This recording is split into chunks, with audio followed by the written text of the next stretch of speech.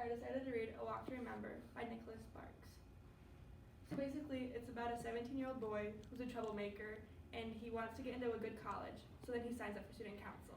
But of course, you have to go to the dance if you're part of student council, and he asks very last minute, so he decides to take Jamie, a Baptist daughter, lover of Jesus, Jesus freak, in the words of all the kids at our school. She's very modest, and overall they seem like the worst match.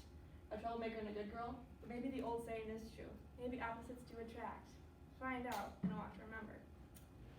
Okay, so there's a lot of different themes in this book. It talks about family and all the different problems that come along with it. But the biggest of all of them is a story of love conquering all.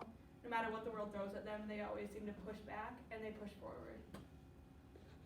What's the problem? Like every other novel that you read, there's always a big problem that happens. At the beginning of the novel, before they even go on the first dance, Jamie states, "You have to promise you won't fall in love with me." And of course, Shane, being the cocky boy, decides to say that won't be a problem. But later it ends up being a problem, and it either ends in heartbreak or a love story. So overall, this book was very, very good. The ending was not as uplifting as I hoped because I love having good endings, and it was good, but it was kind of hard at some points.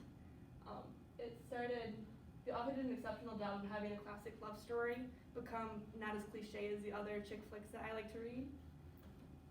But overall, it's a good read that emotionally connects you to the characters, the town, and the beautiful, unexpected love story.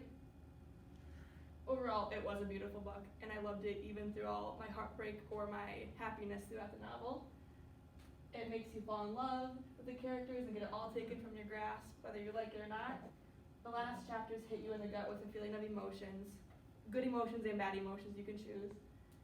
Not only was this book called A Walk to Remember, but it's also a book I will remember.